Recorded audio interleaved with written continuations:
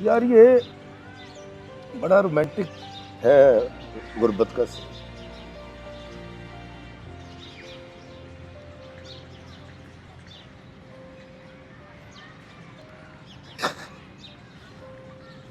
ये गलता नहीं है, रंग देता है अंदर से।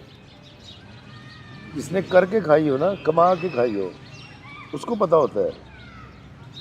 आज मेरे बच्चे 2-2 लाख 3-3 लाख का मोबाइल लेके घूमते हैं तो मैं बड़ा, मुझे लगता है बदनसीब है यार।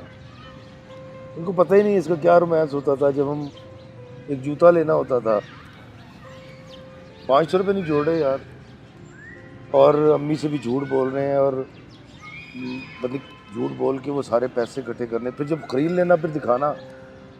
तो लोग जब देखते थे तो वो तारीफ करने के बजाय कहते थे, ओ यार अबरार तेरा पुत्र पागल है, 500 रुपये का बूट ले लिया।